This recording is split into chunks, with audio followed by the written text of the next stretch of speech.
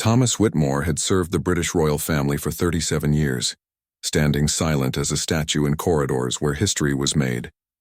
His weathered hands trembled slightly as he sat across from the investigative journalist, Sarah Chen, in a small cafe far from the towering walls of Windsor Castle.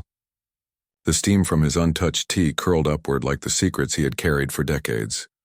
"You must understand," Thomas began, his voice barely above a whisper. "What I'm about to tell you could destroy everything people believe about the monarchy." His eyes darted toward the window, scanning the street as if royal protection officers might materialize from the shadows. Sarah leaned forward, her recorder hidden beneath a napkin, waiting for the revelation that would shake the foundation of the crown. Thomas had been just 22 when he first noticed the unusual activities in the East Wing of Buckingham Palace. It was 1987, and Queen Elizabeth II seemed different during certain months. She would disappear for extended periods, officially attending to private charitable work. But Thomas knew better. He had been assigned to the night shift, patrolling the corridors when most of the staff had gone home. The first sign something was amiss came during a cold February evening. Thomas was making his rounds when he heard soft crying coming from a room that was supposed to be empty.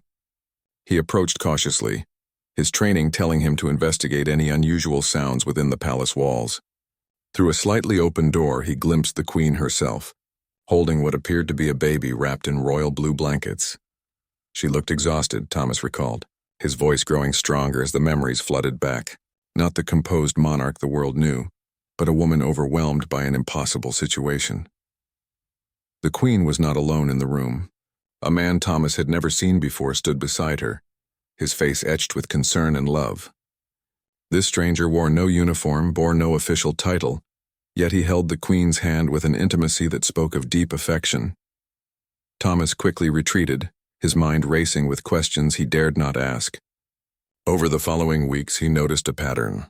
The mysterious man would arrive through a private entrance late at night, always when the Duke of Edinburgh was away on official duties.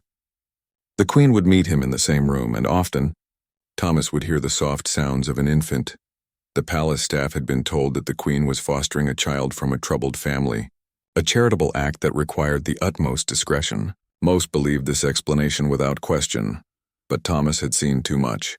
The way the Queen looked at this child, the tender care she provided, and the obvious distress when separation time came, suggested something far more personal than charity. As months passed, Thomas began to piece together fragments of conversations he overheard. The man was introduced to a select few as Dr. Michael Harrison, a physician who had treated the Queen during a private health matter. But Thomas noticed how the Queen's lady-in-waiting, Margaret Thornton, would refer to him simply as Michael when she thought no one was listening, and how her tone carried a weight of knowledge that suggested his role extended far beyond medical care. The child, a boy with striking resemblance to the royal lineage, was kept in the East Wing for nearly 8 months. Thomas watched as the Queen would spend hours with him, reading stories, singing lullabies, and displaying a maternal tenderness that the public rarely witnessed. Dr. Harrison would visit almost daily, and during these visits the three of them appeared like any normal family sharing quiet moments together. One evening in October, Thomas witnessed a scene that would haunt him for decades. The Queen sat in the nursery, tears streaming down her face as she held the boy one final time. Dr. Harrison stood nearby, a travel bag in his hand, his own eyes red with emotion. Margaret Thornton entered the room carrying official-looking documents and spoke in hushed tones about arrangements being finalized and the necessity of complete discretion. "I realized then," Thomas told Sarah, pausing to collect himself, "that I was witnessing a goodbye that would echo through history. This wasn't charity work or fostering. This was a mother saying farewell to her child, knowing she might never see him again." The weight of this knowledge had pressed down on Thomas for over 3 decades, growing heavier with each passing year as he watched the Queen age, always wondering if she thought about the son the world would never know existed. Sarah Chen's journalistic instincts kicked into overdrive as Thomas paused his narrative.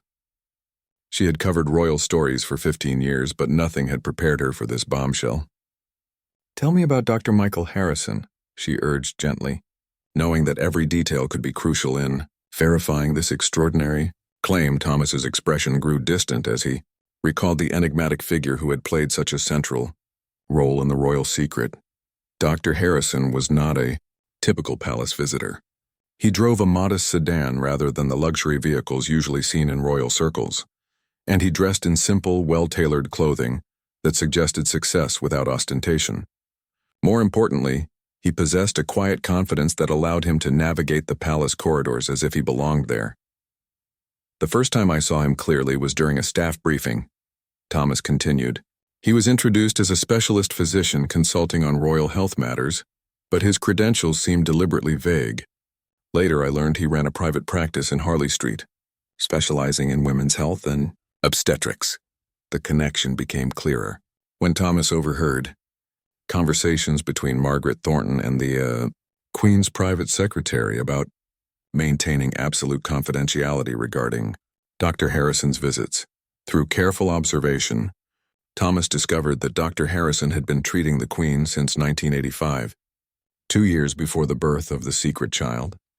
Their relationship had evolved beyond professional boundaries during a particularly difficult period in the Queen's marriage to Prince Philip. The Duke's frequent absences and rumored infidelities had left the Queen emotionally vulnerable, and Dr. Harrison's compassionate care had gradually transformed into something deeper. The palace staff who were aware of the situation had been carefully selected for their loyalty and discretion. Margaret Thornton, who had served as the Queen's lady-in-waiting for over 2 decades, became the primary coordinator for the secret relationship.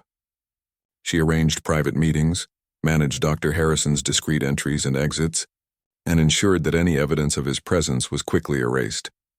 Thomas learned that the Queen's pregnancy had been concealed through a combination of careful scheduling and strategic public appearances. During the crucial months, her public engagements were reduced under the guise of recovering from a minor illness. Her clothing was carefully designed to hide any physical changes, and photographs were taken from specific angles to maintain the illusion. The royal physician, Sir Richard Bayliss, was brought into the secret and helped coordinate the medical aspects of the concealment. The birth itself took place in a private wing of the London clinic during the early hours of a Tuesday morning in March 1987. Thomas had been assigned to a special security detail that night, though he was told it was routine protection for a minor royal medical procedure. Only later did he understand the true significance of his presence. Dr. Harrison delivered his own son in a room that had been converted into a temporary birthing suite, with only Margaret Thornton and a trusted nurse present. The baby's birth certificate was never filed with the regular authorities. Instead, a complex arrangement had been made to provide the child with a new identity. Dr. Harrison had connections with a childless couple, close friends from his medical school days, who had struggled with infertility for years. David and Elizabeth Crawford were a respectable middle-class family living in Gloucestershire, and they agreed to raise the royal child as their own son. The Queen insisted on naming him herself, Thomas revealed, his voice heavy with emotion. She called him James, after her beloved grandfather, King George V, whose actual name was George Frederick Ernest Albert, but who was known in the family as David. She wanted her secret son to carry a piece of royal heritage, even if the world would never know it. The name James Crawford would become the child's official identity, but the Queen would always think of him as Prince James, her hidden son. During those 8 months when the baby remained in the palace, the Queen created a careful routine. She would spend several hours each day with James, often during times when Prince Philip was traveling or engaged in official duties. Dr. Harrison would visit in the evenings, and the 3 of them would share what amounted to a secret family life within the walls of Buckingham Palace.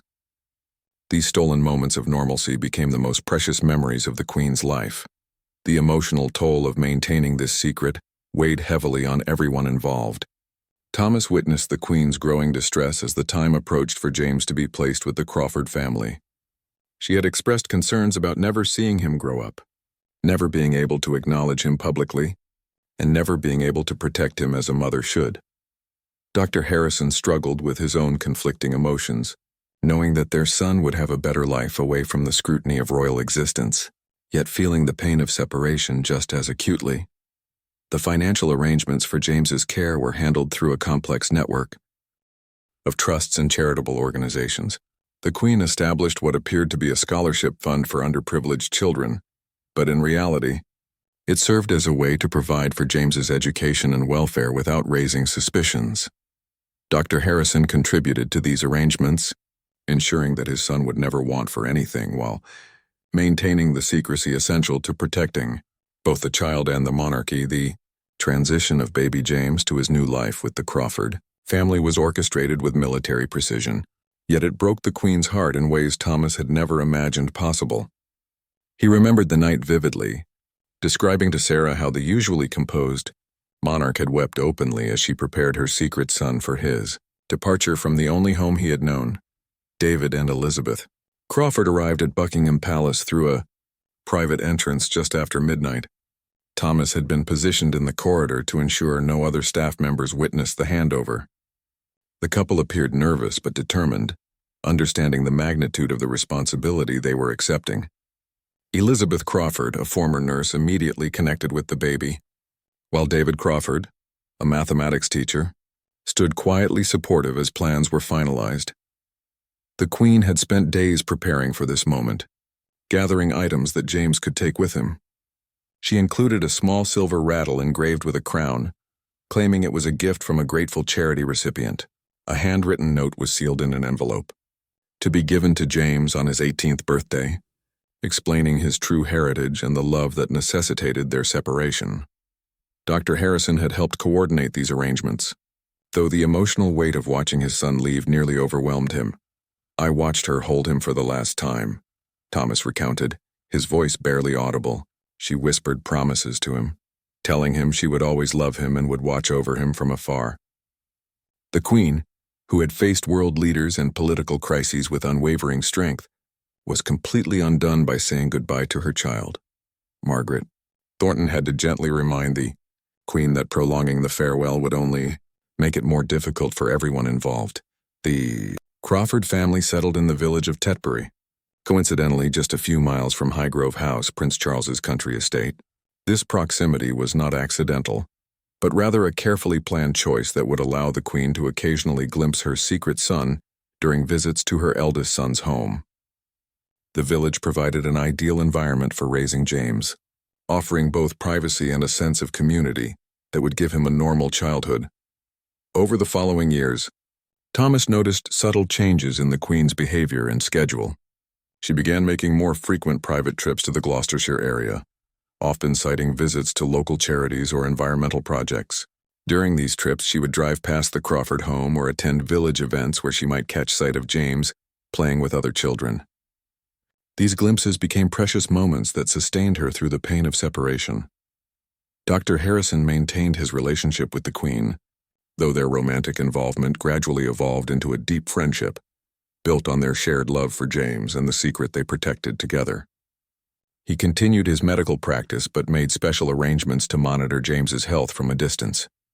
The Crawford family had been told that James came from a family with specific medical concerns, providing justification for Dr. Harrison's occasional consultations about the boy's welfare.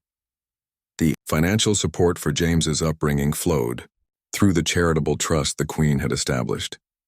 The Crawford family received a monthly stipend that covered James's education at excellent schools, extracurricular activities, and everything needed for a comfortable middle-class lifestyle. They were told the funding came from a wealthy benefactor who wished to remain anonymous, a story that satisfied the small-town curiosity without raising larger questions. As James grew older, his resemblance to the royal family became more pronounced. He inherited the Queen's keen intelligence and sense of duty, as well as physical characteristics that echoed both his parents. Thomas had seen photographs that Dr. Harrison occasionally shared with the Queen during their discreet meetings, and the family resemblance was striking to anyone who knew what to look for. Fortunately, the general public had no reason to make such connections. The secret created an enormous emotional burden for everyone involved, but particularly for the Queen. Thomas observed how she would study photographs of her official children and grandchildren, then retreat to her private quarters where she kept a hidden collection of images showing James's development. These photographs were taken by Dr. Harrison during his carefully planned visits to Gloucestershire, where he would observe James from a distance and capture moments of his growth. The psychological impact of maintaining this deception affected the Queen's relationship with her official family. Thomas noticed that she seemed more protective of Prince Andrew, her youngest acknowledged son, perhaps as a way of compensating for the child she could not publicly claim. Her interactions with Prince Charles also carried a subtle edge of sadness, knowing that James would never have the opportunity to know his half-brothers and half-sister. Margaret Thornton became the keeper of the secret's most intimate details, maintaining correspondence with the Crawford family and ensuring that updates about James's progress reached the Queen. She developed an encrypted system for these communications, disguising them as routine charitable correspondence. The burden of this knowledge weighed heavily on Margaret, who often struggled with the moral implications of the deception while understanding its necessity. The Queen's marriage to Prince Philip remained stable on the surface, but the secret created an invisible barrier between them. Philip never learned about James, though he may have suspected that something significant was being kept from him during those crucial months in 1987. The Queen's ability to compartmentalize her emotions allowed her to maintain her royal duties while privately mourning the family life she could never openly acknowledge. Years passed, and James Crawford grew into a remarkable young man, unaware of his royal heritage but displaying qualities that would have made his biological mother proud. Thomas continued to observe from his position within the palace security detail, watching as the Queen aged while carrying the weight of her secret. The burden of knowledge had changed him too, making him acutely aware of the human cost of royal duty and the sacrifices made to preserve the monarchy's reputation. During James's teenage years, the Queen's interest in his development intensified. She began attending more public events in Gloucestershire, always finding reasons to visit the region where her secret son was growing up. Thomas accompanied her on many of these trips, serving as part of her security detail, and he could see the longing in her eyes whenever they passed through Tetbury or nearby villages where James might be spotted. Dr. Harrison had maintained his discreet monitoring of James's progress. Through the Crawford family, he reported to the Queen that the boy excelled academically, showing particular aptitude in history and languages. James had developed a fascination with British heritage and constitutional law, ironically gravitating toward subjects that connected him to his true lineage without his knowledge. He attended Cheltenham College, funded through the Anonymous Trust, where he distinguished himself as a natural leader and earned respect from both teachers and peers. The emotional complexity of the situation deepened when James turned 16 and began to question his identity more seriously. The Crawford family had always been loving and supportive, but James possessed an intuitive intelligence that led him to notice inconsistencies in his family's story. He began researching genealogy and asking questions about his biological origins that made David and Elizabeth Crawford increasingly uncomfortable. Thomas learned about these developments through conversations he overheard between the Queen and Margaret Thornton. The Queen was torn between her desire to reveal the truth to her son and her understanding that such knowledge could destroy both his life and the monarchy itself.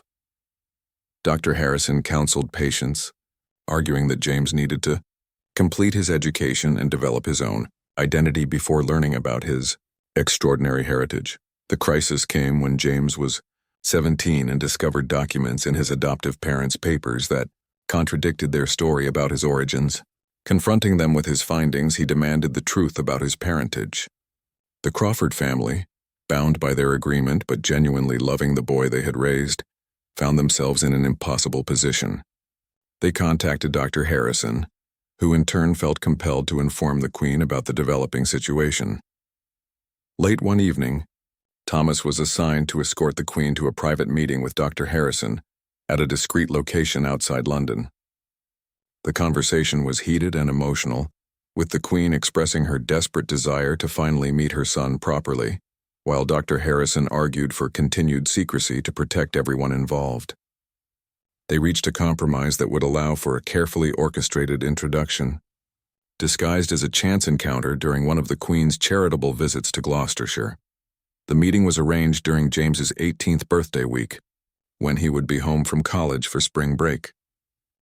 The Queen planned to visit a local historical society where James volunteered, giving them an opportunity to interact naturally. Thomas was positioned nearby, watching as mother and son met face to face for the first time since James was an infant. The Queen maintained her composure, but Thomas could see the overwhelming emotion in her eyes as she spoke with the young man who possessed her intelligence and her father's strong jaw. James was struck by the Queen's genuine interest in his historical research and her surprising knowledge of local heritage. Their conversation lasted nearly an hour, with the Queen asking subtle questions about his studies, his future plans, and his views on duty and service. She was amazed by his maturity and wisdom, recognizing aspects of her own character reflected in his thoughtful responses. When photographers captured their interaction, it appeared to be nothing more than the Queen's typical interest in young people's educational achievements. Following this meeting, the Queen retreated to her private quarters and broke down completely, overwhelming emotion finally breaking through her decades of careful control. Margaret Thornton found her sobbing over the photographs from the day, holding them as if they were the most precious treasures in her possession. The realization that she could never truly be a mother to this remarkable young man, never guide him through life's challenges or celebrate his achievements openly, struck her with renewed force. Dr. Harrison reported that James had been deeply impressed by his encounter with the Queen, though he remained unaware of their true relationship. The young man had told his adoptive parents that meeting the Queen had inspired him to consider a career in public service, perhaps in the diplomatic corps or civil service. Ironically, his royal blood was calling him toward the very institutions his mother served, even without conscious knowledge of his heritage. The Queen made a difficult decision following this encounter. She instructed Margaret Thornton to prepare the sealed letter she had written 18 years earlier, along with additional documentation that would prove James's parentage. However, she decided to wait until he completed his university education before revealing the truth, wanting to give him the opportunity to establish his own identity and career, before burdening him with the knowledge of his royal heritage. Thomas witnessed the Queen's internal struggle during this period, as she balanced her maternal instincts against her duty to the crown. She began making discreet inquiries about James's university performance and future plans, working through Dr. Harrison to ensure her secret son would have every opportunity to succeed while maintaining the protective secrecy that had safeguarded them all. For nearly 2 decades, James Crawford graduated from Oxford University with first-class honors in modern history, writing his dissertation on the evolution of constitutional monarchy in Britain. His professors praised his insightful analysis of royal duty and the delicate balance between tradition and modernization, unknowingly commending work that reflected his own royal heritage. The Queen received regular updates about his academic achievements through Dr. Harrison, feeling immense pride in her secret son's accomplishments while knowing she could never publicly acknowledge them. Following graduation, James accepted a position with the Foreign and Commonwealth Office, beginning his career in the same governmental sphere that his biological family had served for generations.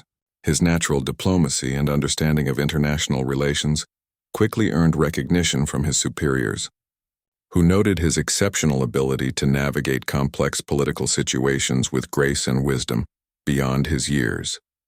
Thomas observed the Queen's growing anxiety as James approached his 21st birthday, the date she had set for revealing his true parentage. The sealed letter and supporting documents remained in a secure vault within Buckingham Palace, waiting for the moment when mother and son could finally acknowledge their relationship. Dr. Harrison had been working with a trusted solicitor to prepare the legal documentation that would be necessary once the truth was revealed. The Queen's health had begun to decline slightly, and she felt the urgency of time pressing upon her. She worried that waiting too long might mean never having the opportunity to know her son as an adult, to hear him call her mother, or to share the royal heritage that was rightfully his. Margaret Thornton noticed the Queen's increasing preoccupation with James's welfare and her frequent references to wanting to set things right before it was too late. Meanwhile, James had begun experiencing his own sense of incomplete identity. Despite the Crawford family's love and support, he felt drawn to questions about his origins that couldn't be answered. He had started investigating adoption agencies and conducting genealogical research, driven by an intuitive feeling that important pieces of his personal history remained hidden. His inquiries hadn't yet led him toward the truth, but they demonstrated his determination to understand his complete identity. The revelation came sooner than anyone expected, triggered by an unexpected event that forced the Queen's hand. During a routine security review, Thomas discovered that a former palace employee had been collecting information about the secret relationship between the Queen and Dr. Harrison. This individual, motivated by financial gain rather than malice, was attempting to sell his story to tabloid newspapers, threatening to expose the secret that had been protected for over 2 decades. The Queen convened an emergency meeting with her most trusted advisors, including Margaret Thornton, Dr. Harrison, and the palace's head of security. They realized that James needed to learn the truth from them before it was potentially revealed by hostile media sources. The decision was made to accelerate the timeline and arrange for the full disclosure within the week, giving James the opportunity to process the information privately before any public revelation might occur. Dr. Harrison was chosen to make the initial contact with James, given their existing relationship and his ability to provide medical verification of the claims. The meeting was arranged at Dr. Harrison's private practice, where he could speak to James in a controlled environment with access to all the necessary documentation. Thomas was assigned to provide discreet security during this crucial encounter, though he remained outside the consultation room while father and son met for the first time, with full knowledge of their relationship. The conversation lasted 3 hours, during which Dr. Harrison explained the entire history of his relationship with the Queen, the circumstances of James's birth, and the reasons for the decades of secrecy.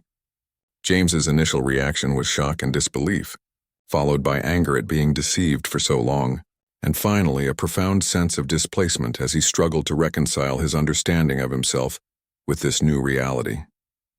Dr. Harrison presented the sealed letter from the Queen, along with DNA evidence and photographs documenting James's early months in the palace.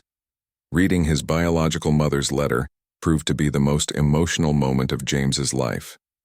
The Queen had poured her heart onto paper, explaining her love for him, the impossible choices she had faced, and her deep regret at not being able to raise him herself.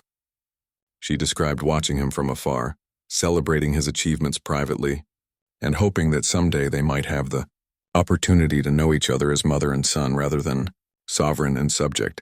The letter also contained practical information about the financial arrangements that had supported his upbringing and education, the trust funds that would remain available to him, and the legal measures that could be taken to formalize his royal status if he chose to pursue that path. However, the Queen emphasized that the decision about public acknowledgement would ultimately be his to make, and that she would respect whatever choice he felt was best for his own life and happiness. James requested time to process this information before meeting with the Queen directly. Dr. Harrison arranged for him to take leave from his Foreign Office position, citing family circumstances that required his immediate attention. James spent several days at the Crawford family home, discussing the revelation with his adoptive parents and trying to understand how this knowledge would change his future. David and Elizabeth Crawford confirmed the details of Dr. Harrison's account, expressing their own mixed emotions about potentially losing the privacy that had protected their family for so many years. The Queen waited anxiously for word from James, uncertain whether he would want to pursue a relationship with her, or whether he might prefer to maintain his existing life without the complications of royal heritage. Thomas could see the toll this uncertainty was taking on her, as she struggled between hope for reconciliation and fear of rejection from the son she had never stopped loving. After a week of soul-searching, James contacted Dr. Harrison and requested a private meeting with the Queen.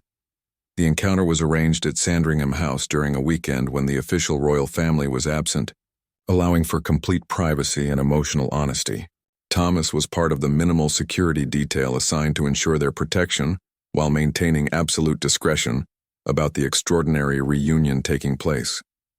The meeting began formally, with James addressing the Queen by her proper title, but the facade quickly dissolved as both mother and son struggled with the overwhelming emotions of their situation. The Queen broke protocol by embracing James, holding her secret son for the first time in over 20 years, while tears streamed down both their faces. Thomas, positioned discreetly nearby, witnessed a scene of raw human emotion that few people would ever associate with the typically composed monarch. Their conversation continued for hours, with the Queen sharing stories about James's infancy that the Crawford family couldn't provide, and James describing his childhood experiences and the intuitive sense of incompleteness that had always troubled him. The Queen was amazed by the man her son had become, recognizing her own sense of duty and Dr. Harrison's compassion reflected in his character. James found himself understanding aspects of his personality that had never made sense. Within the context of his adoptive family's background, the discussion inevitably turned to the question of public acknowledgement and what James's future relationship with the royal family might become. The Queen explained the constitutional complications that would arise if his parentage became known, including questions about succession, his half-siblings' reactions, and the potential impact on the monarchy's stability. She emphasized that while she personally longed to publicly claim him as her son, she would support whatever decision he made about disclosure. James surprised everyone by expressing his desire to maintain his current identity while privately developing a relationship with his biological parents. He had found fulfillment in his Foreign Office career and valued the freedom to serve his country without the constraints of royal protocol. However, he wanted to know his mother as a person rather than just as a monarch, and he was curious about building a relationship with Dr. Harrison as his father. The Queen was simultaneously relieved and saddened by this decision. While it meant they could develop a genuine relationship without public scrutiny, it also meant that James would never receive public recognition as her son or take his rightful place in the line of succession. She accepted his choice with grace, understanding that he had already built a life and identity that brought him happiness and purpose. Over the following months, they established a careful routine for maintaining contact while protecting their secret. James would visit Sandringham or Balmoral during times when the royal family was absent, allowing him to spend time with the Queen in relaxed, informal settings where she could simply be his mother rather than the sovereign. These visits became precious times for both of them, filling an emotional void that had existed for over 2 decades. Dr. Harrison resumed his relationship with both the Queen and James, though the dynamics had evolved significantly from the romantic involvement of the 1980s.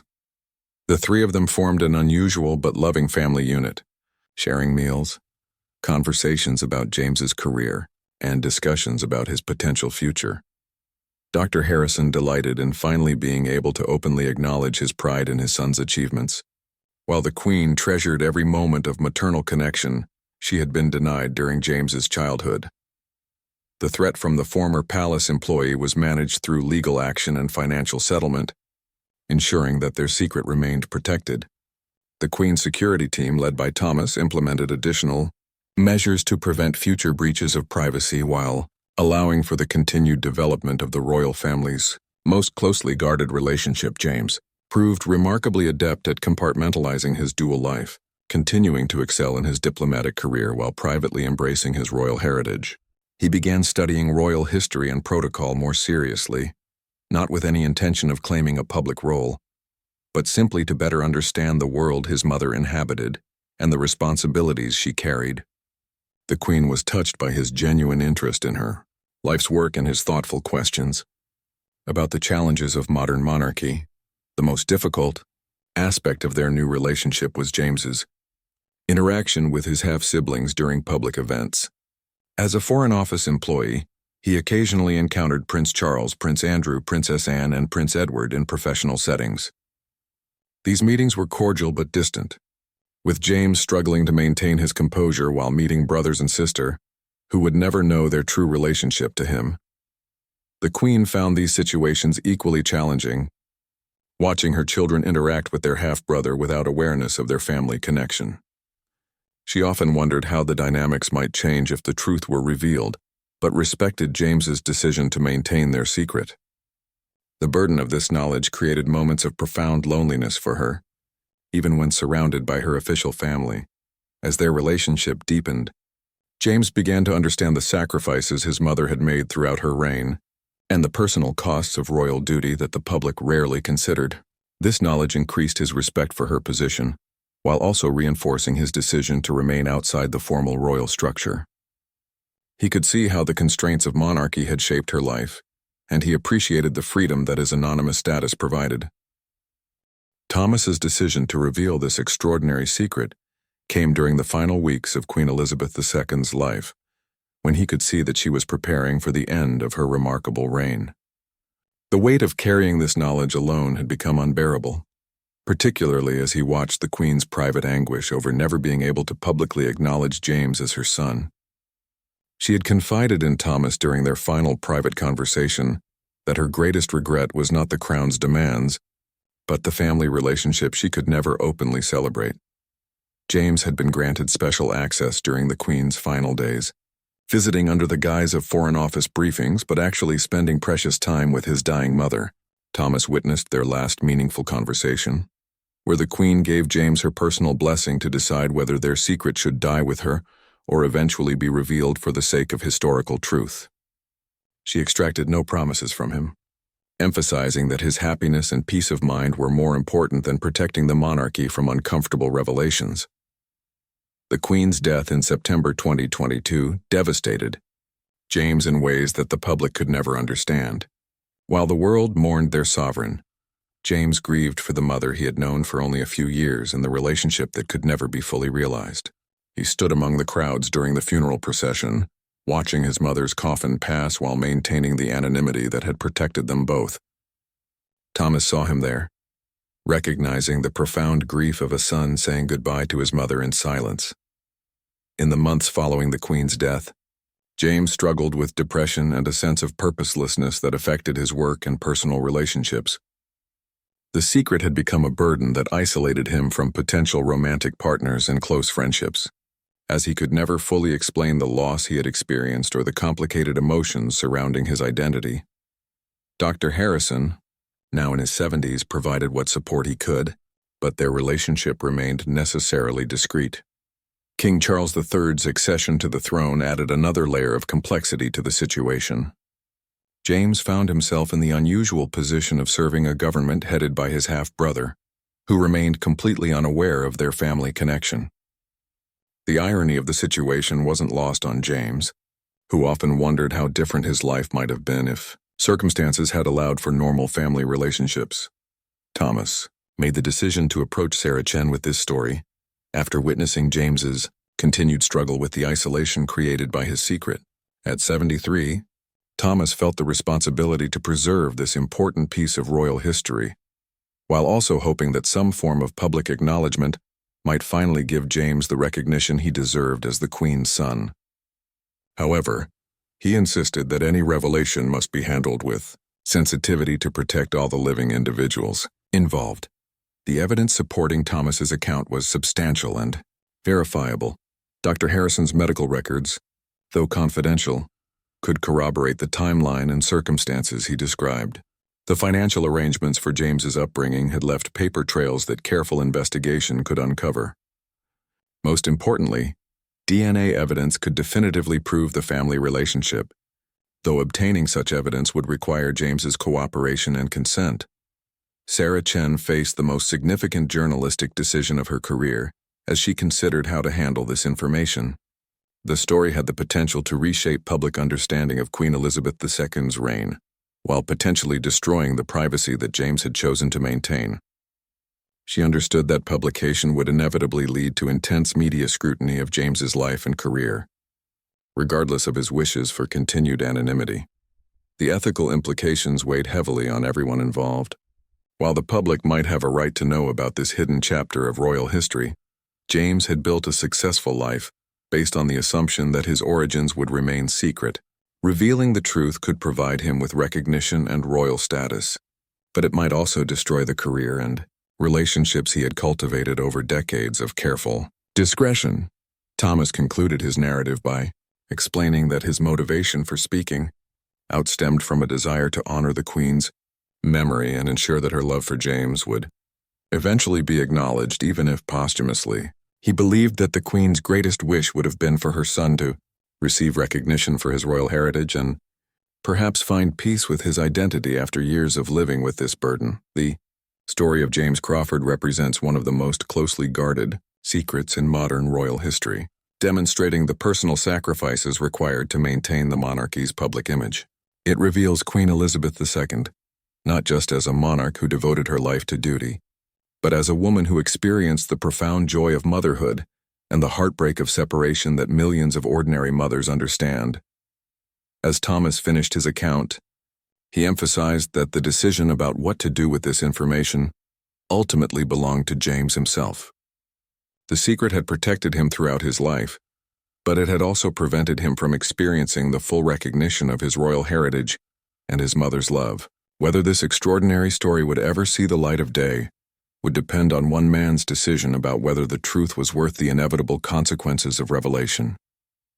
The world may never know Queen Elizabeth II's secret son, but those who protected this remarkable family's privacy understood that they had witnessed one of the most poignant love stories in royal history, demonstrating that even crowns cannot shield human hearts from the fundamental needs for love, family, and connection that unite all humanity.